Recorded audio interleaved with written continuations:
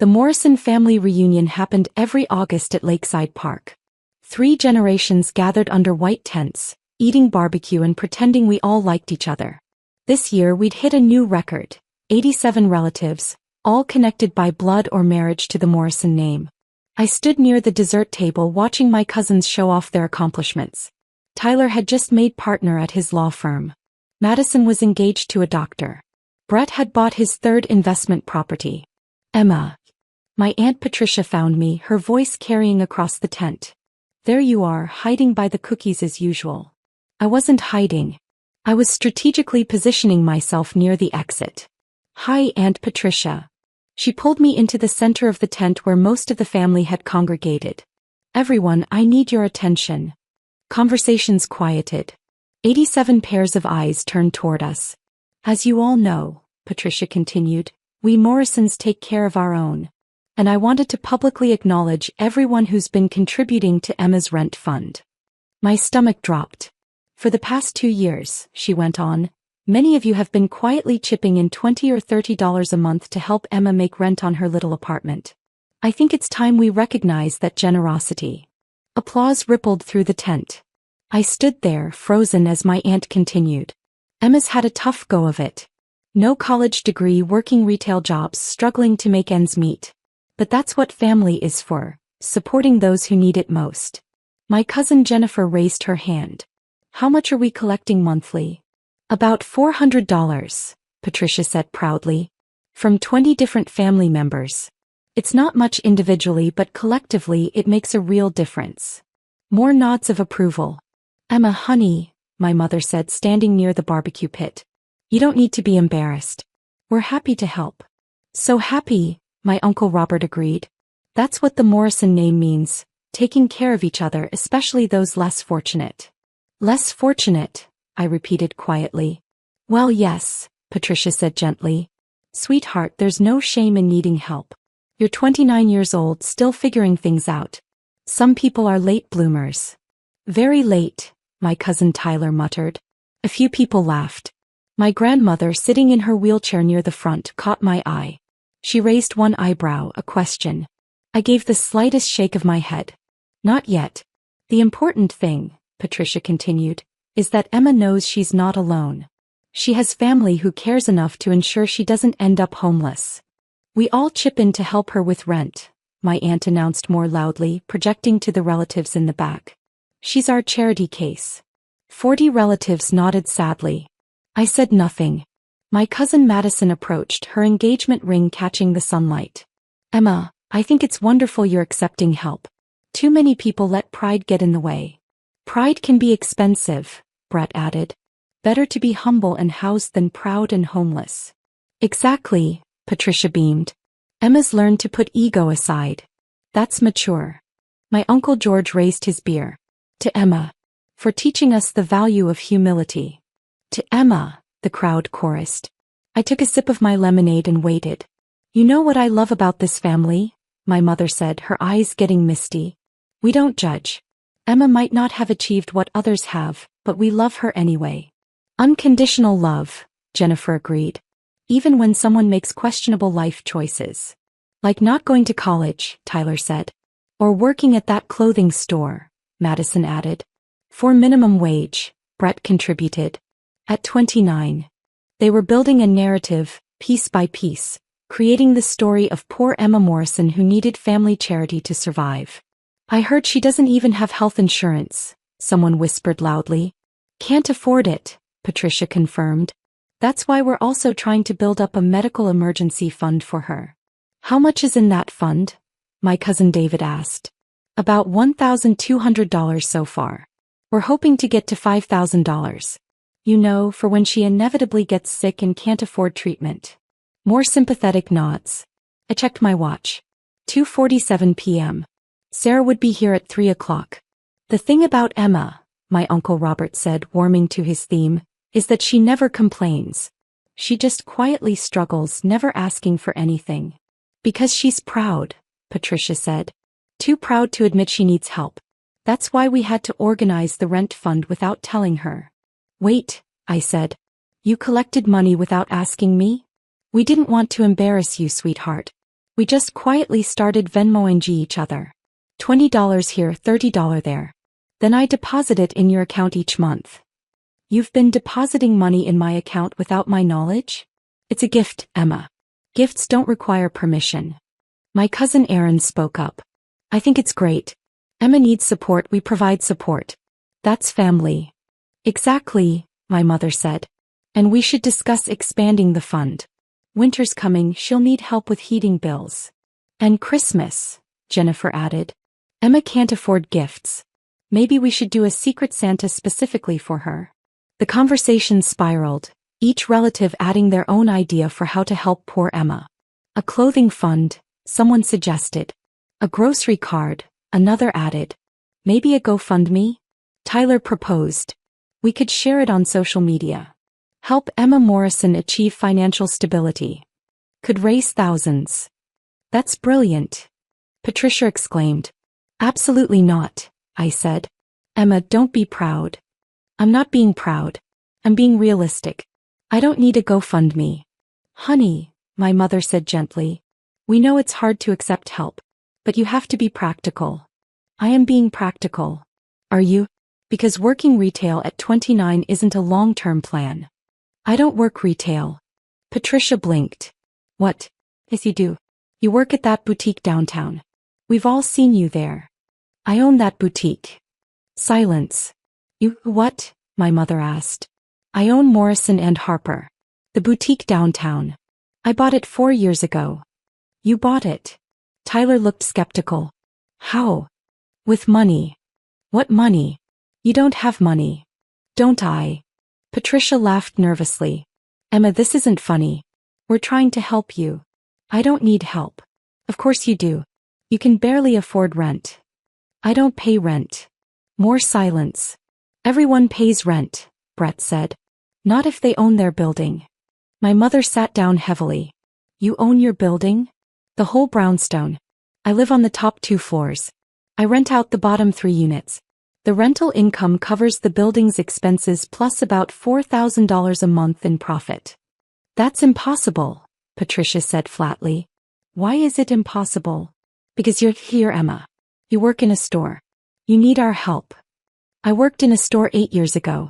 Then I bought the store. Then I bought 3 more stores. Then I started an online retail platform. Morrison and Harper now has 12 physical locations and does approximately $47 million in annual revenue. The number hit like a thunderclap. Tyler pulled out his phone. His fingers flew across the screen. Morrison and Harper, peak. Oh my God. Real. 12 locations. Based in Boston. Founder and CEO, Emma Morrison. That's a different Emma Morrison, Jennifer said desperately. Is it? I asked. It has to be. You're not a CEO. You're our charity case. I smiled. Am I? My cousin David was also on his phone now. Holy shit. Morrison and Harper just got profiled in Forbes. Retail disruptor. How Emma Morrison built a $47 million empire. He looked up. There's a picture. It's her. Let me see that, Patricia demanded, grabbing his phone. Her face went pale. This article is from 3 months ago. I know. The interview was interesting. They asked about my business philosophy. I told them I built the company quietly without family connections or support, proving that success doesn't require external validation. Family connections, my mother whispered. You said that? About us. I said I built it without family connections. Which is true. I didn't ask any of you for help, money, or support. Because you didn't need it, Tyler said slowly, still staring at his phone. You had your own money. I had my vision and my work ethic. The money came later. Brett was reading over David's shoulder. Morrison and Harper is valued at approximately $200 million. Emma Morrison owns 87% of the company. That makes her personal stake worth, he paused to calculate, about $174 million. The silence was absolute. $174 million, my Aunt Patricia repeated faintly. That's the company valuation. My actual liquid net worth is different. Higher actually because of other investments. Real estate, stock portfolio, a venture capital fund I started 2 years ago. A venture capital fund, Jennifer said numbly. Morrison Ventures. We invest in women-led retail and e-commerce startups. Current fund value is about $89 million. My mother made us sound like a wounded animal. So when you add it up, I continued conversationally, the boutique business, the VC fund, my real estate holdings, my investment portfolio, I'm worth approximately $340 million. Give or take. Give or take, Aaron repeated in a strangled voice. Markets fluctuate. Last week I was worth $337 million. This week it's $342 million. I don't obsess over the day-to-day changes. Grandmother started laughing. It began as a chuckle and grew into a full belly laugh that shook her whole frame. Mother, my Uncle Robert said sharply. This isn't funny. Oh, but it is, she wheezed. You've all been sending her rent money. $20 at a time. And she's worth $340 million. We were trying to help. Patricia protested. You were trying to feel superior, Grandmother corrected. There's a difference. I checked my watch. 2:58 p.m. Emma, my mother said, tears starting. Why didn't you tell us? When would I have told you? At last year's reunion when you all pitched in to buy me a winter coat because you thought I couldn't afford one? At Christmas when you gave me grocery store gift cards? Or maybe at Easter when Aunt Patricia slipped me $100 for expenses? Patricia's face had gone from pale to red. You took that money. I donated it to a homeless shelter. I donate all the money you send me. Last month's $400 rent contribution went to the Boston Women's Fund. You've been donating our charity? Tyler looked outraged. It's my money once you give it to me. I can do what I want with it. But we thought you needed it. I never said I needed it. You assumed I needed it. Because you live in a small apartment and drive an old car and dress like, Jennifer gestured at my outfit, jeans and a simple blouse. Like someone who doesn't need to prove anything with designer labels? You own 12 boutiques and you shop at Target. I shop at my own boutiques actually. I just prefer classic, simple styles. But yes, sometimes Target. They have excellent basics. Brett shook his head. This is insane. You let us think you were poor. Did I let you think that? Or did you decide to think that without ever asking me about my actual life? We asked, my mother protested. We asked how work was going. And I said fine. Which was true. Work was fine. Business was good. I just didn't elaborate because you'd already decided I was struggling. We decided that because you never talked about money or success or bragged. I interrupted. The way Tyler brags about making partner? The way Madison posts about her doctor fiancé? The way Brett won't shut up about his investment properties? That's not bragging, Tyler said defensively. That's sharing our lives with family. Is it? Or is it performance? Proving you're successful, you've made it, you're worth something. The accusation hung in the air. I never needed to perform, I continued quietly. I built something real, something substantial, and I didn't need your validation or approval. Then why come to these reunions at all? Jennifer demanded. Why subject yourself to our charity, if you're so far above us? I never said I was above you. Your net worth says it for you. My net worth is a number. It doesn't make me better than anyone. But it does make your pity particularly ironic.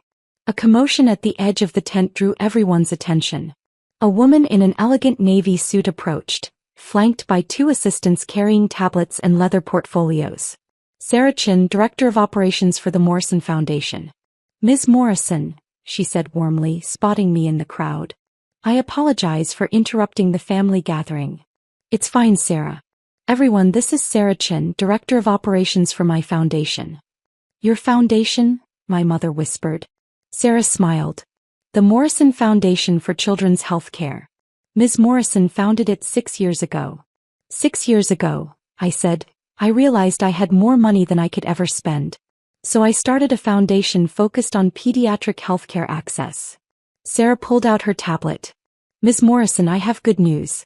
The board approved the $500 million donation to children's hospitals nationwide. The funds will be distributed across 127 hospitals in underserved communities. Everyone's conversations stopped when Sarah said $500 million. Complete total silence. That's excellent news, I said. What's the timeline? Distributions begin next month. We're coordinating with each hospital's administration to ensure the funds are directed toward equipment, staffing, and facility improvements. She swiped her tablet. Also, the White House called.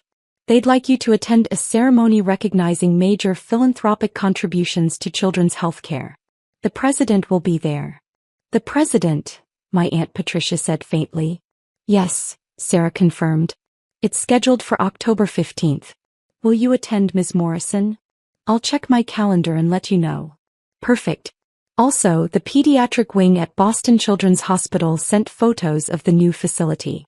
The Morrison Center for Pediatric Oncology opened last week. They're reporting excellent patient feedback already.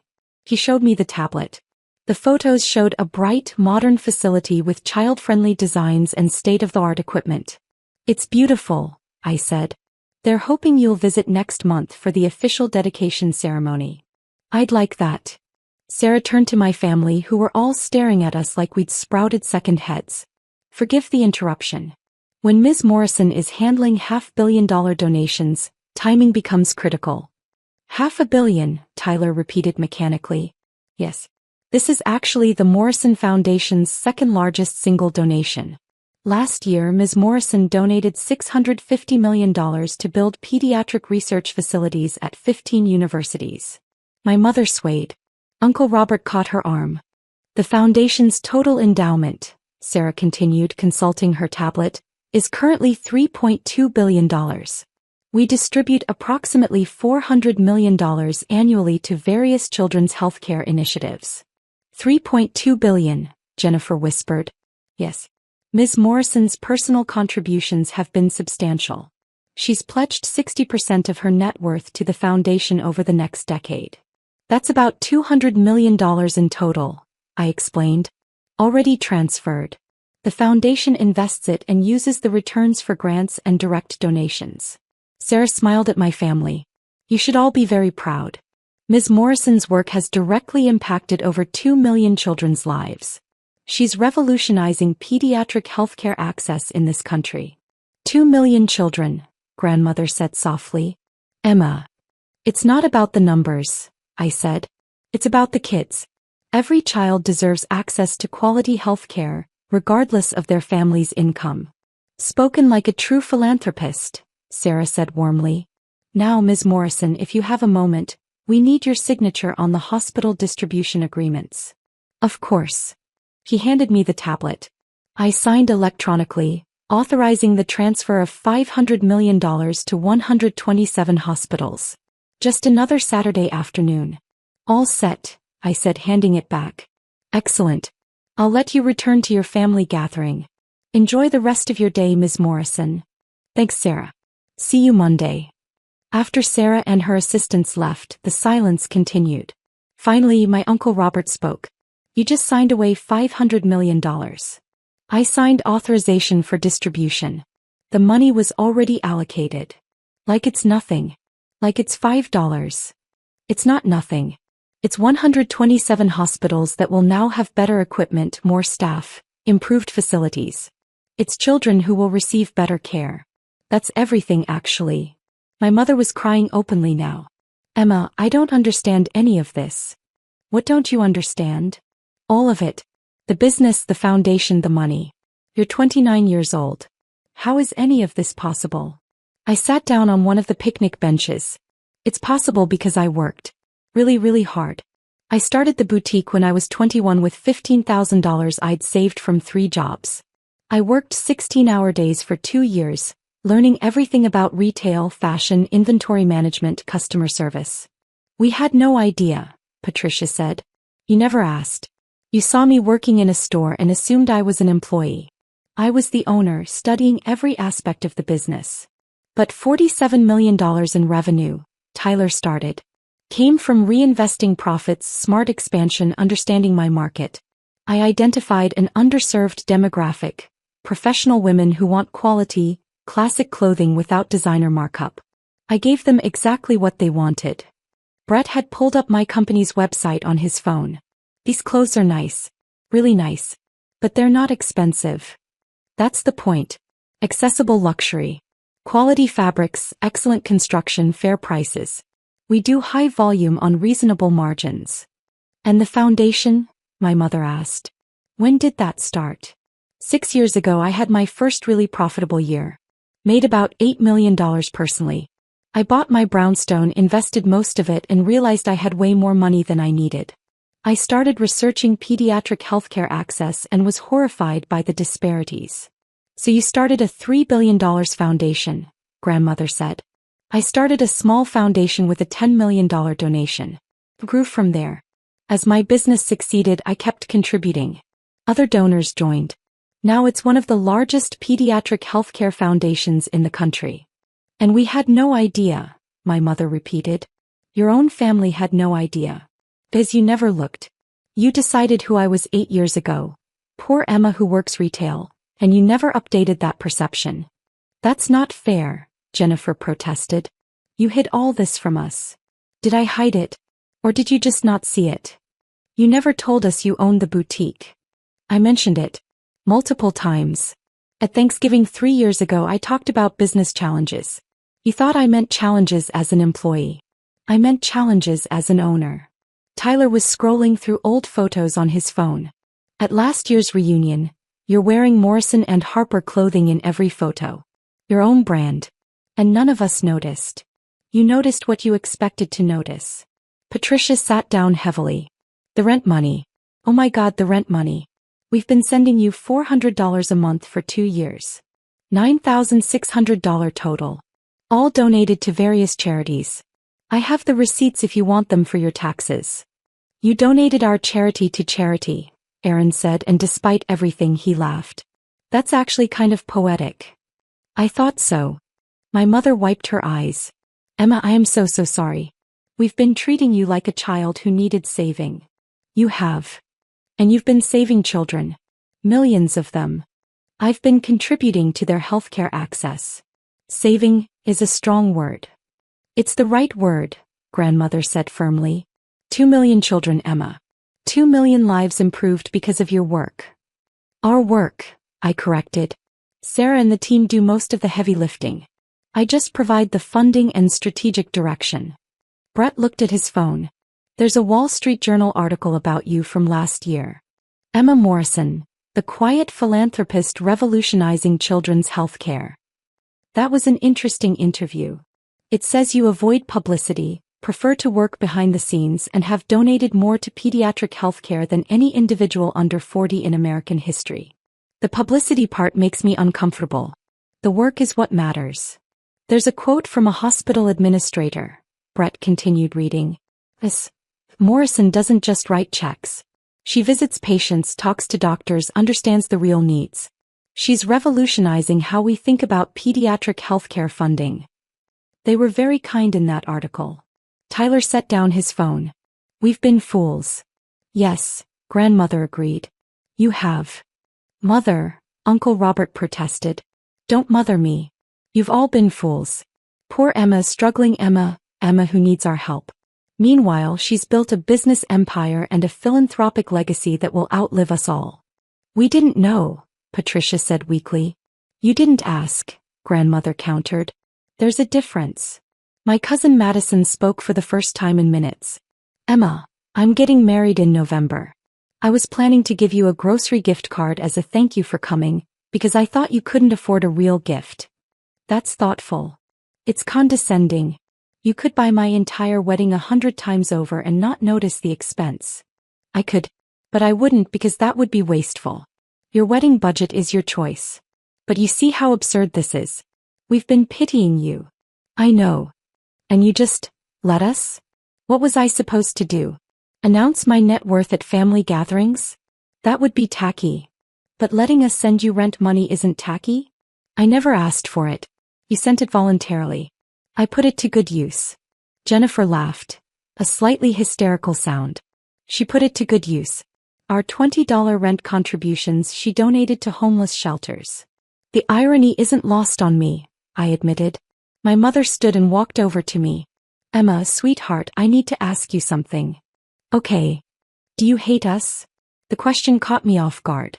What? Do you hate us for treating you this way? For years of condescension and pity? I thought about it. Really thought about it. No, I finally said. I don't hate you. I'm disappointed. Frustrated. A little hurt. But I don't hate you. How can you not? We've been awful. You've been human. You made assumptions. You filled in gaps with narratives that made sense to you. It's not uncommon. It's cruel. Sometimes. But it's also fixable. How? Patricia asked. How do we fix this? You start seeing me. Really seeing me. Not as poor Emma or rich Emma or CO Emma. Just as Emma. The Emma who saves children, grandmother added. Helps children access health care, I corrected. There's a distinction. Tyler stood up. I have to ask.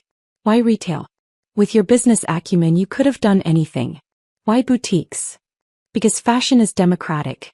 Every woman, regardless of income, deserves to feel confident in what she wears. I wanted to prove you could build a successful business while keeping prices accessible. And you did, Brett said, looking at the revenue numbers on his phone. $47 million in revenue with an average price point of $80? That's impressive volume. We sell a lot of basics. Good quality t-shirts, jeans, blazers. Things women need and will buy repeatedly. It's smart, Madison admitted. Really smart. Thank you. Aaron cleared his throat. The foundation. The $500 million you just donated. That's more than most people earn in 1,000 lifetimes. It's more than I could spend responsibly in one lifetime. So I'm putting it where it can do real good. Do you ever buy anything for yourself? Sometimes. I bought a nice car last year. Tesla. It's practical and environmentally friendly. That's it? A Tesla. And I travel. I like traveling. Last month I went to Iceland. Where did you stay? A small bed and breakfast. It was lovely. Jennifer shook her head. You're worth $340 million and you stay at bed and breakfasts. I like bed and breakfasts. The owners are usually interesting. The breakfasts are good. What more do I need? A mansion? A yacht? A private island? What would I do with those things? A mansion is just empty rooms. A yacht requires maintenance. A private island sounds lonely. You're not like other rich people, Tyler observed. There is no other rich people. There are just people with varying amounts of money. Some are generous, some aren't. Some are flashy, some aren't. I prefer quiet generosity. You're succeeding at quiet, grandmother said. Your own family didn't know. They know now. We sat in silence for a moment. The reunion continued around us. Smaller conversations resuming, children playing, the barbecue still smoking.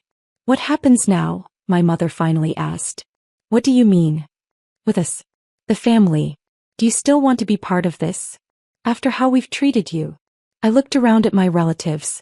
87 people, all connected by blood and history and Morrison DNA. Imperfect, presumptuous, but still family. Do I still want to come to reunions where you all assume the worst about me? No. But do I still want to be part of this family? Yes. On different terms. What terms? Uncle Robert asked. Honesty. Respect. Actually asking about my life instead of assuming. Think you can manage that? We can try, Patricia said. Trying is a start. My phone buzzed. A text from Sarah. Asterisk media outlets are requesting interviews about the $500 million donation. Your policy is still no interviews. Asterisk. I typed back. Asterisk correct. Foundation can do press but keep my name minimal. This is about the hospitals and the kids, not me. Asterisk. Asterisk understood. You're a remarkable woman, boss. Asterisk. Just doing what's right. I looked up to find my family watching me. Work stuff? My mother asked. Sarah checking on press policy. Media wants interviews about the donation. And you said no? Tyler asked. I always say no. The foundation can do press. I prefer to stay in the background. Why? Because it's not about me. It's about the work. The kids. The hospitals. My face on a magazine cover doesn't help anyone. Grandmother smiled. Spoken like a true Morrison. I thought I was the black sheep Morrison. You're the best Morrison, she corrected. The rest of us are just catching up. Over the next hour, the reunion slowly returned to normal. Conversations resumed. Kids played. The barbecue ran out of ribs. But everything had changed. My cousins approached cautiously, asking real questions about my business. How did I identify market opportunities? What was my management philosophy? Could I give them advice on their own ventures? My aunts and uncles were more uncertain, still processing but trying. My mother stayed close, watching me like I might disappear if she looked away. As the sun set and families began packing up, grandmother wheeled herself over to me. "You handled that well," she said. "Did I? You could have humiliated them. Could have rubbed their faces in their assumptions. But you were kind. They're family. They've been unkind to you. And now they know better. Hopefully they'll do better." She patted my hand. "Your grandfather would be proud. He always said the Morrison family needed someone to shake things up. Looks like that's you." I wasn't trying to shake anything up. I was just living my life. Sometimes that's all it takes. As I helped pack up the tent, Tyler approached. "Emma, I have to ask. The rent money we've been sending. $9,600 over 2 years. Where exactly did you donate it?" "Various places. The Boston Women's Fund, homeless shelters, food banks. I tried to send each month's contribution to a different organization." "Do you have a list?" "Why?"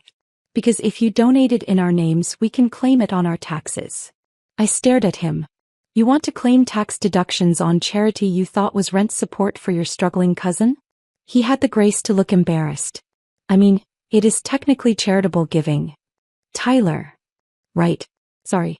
That's not the point." "No, it's not." He shuffled his feet. "For what it's worth, I'm genuinely sorry. About all of it. The assumptions, the pity, the condescension." "I know." "How do you know?" "Because you're still here. You didn't run away after the reveal. You're trying to process, trying to adjust. That counts for something." "Does it count enough?" "Ask me in 6 months." He nodded and walked away. Patricia was next. "Emma, the rent fund. We've been depositing it directly into your account. Do you want us to stop?" "Yes, please." "Where should we send it instead?" "What do you mean?" "Well, if you're just going to donate it anyway, maybe we should send it directly to the charities. Cut out the middleman." I smiled. "That's actually a great idea."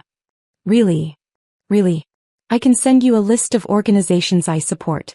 You and the family can donate directly." "We'd like that. It feels more purposeful." "It is purposeful." She hesitated. "Emma, can I ask you something?" "Sure." "Why did you let it go on so long? The assumptions, the charity. You could have corrected us at any time." I thought about it. At first I was curious. How long would it take for someone to ask about my actual life? Then it became kind of fascinating, watching how easily people construct narratives without facts. And finally it became sad, realizing my own family preferred their story about me to the truth. "That's..."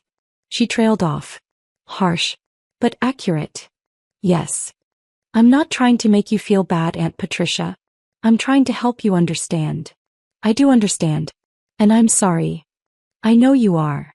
As the reunion wound down, I helped load folding chairs into trucks and pack leftover food into coolers. Normal family reunion activities, but with everyone treating me differently now. More carefully. More respectfully. Like I might break. Or like I might leave. My mother found me by my car as I was preparing to leave. "Emma, wait." I turned. "I just want to say, I'm proud of you. I should have said it years ago, but I'm saying it now. I'm so proud of who you've become."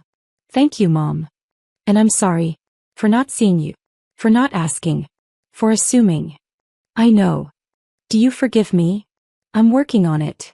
She nodded, tears in her eyes. "That's fair. That's more than fair."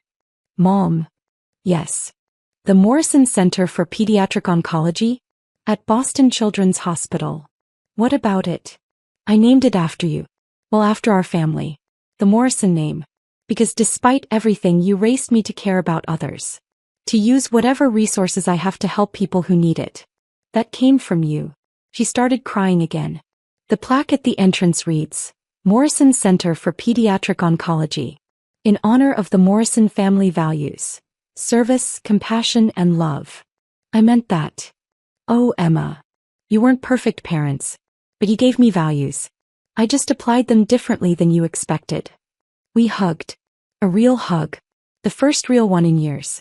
When we separated, she wiped her eyes. Will you come to the next reunion? Next August. Depends. On what? On whether I'm still the family charity case. Or whether I'm just Emma. You're just Emma. You've always been just Emma. We were just too blind to see it. Then I'll be there. I drove home to my brownstone as the sun set over Boston. Inside my apartment, the top 2 floors of the building I owned, I kicked off my shoes and poured a glass of wine. My phone buzzed. A group text from the Morrison family group chat I'd muted years ago. Tyler. Emma, thank you for being patient with us today. We have a lot to learn. Jennifer, and a lot to apologize for. Madison. Starting with me.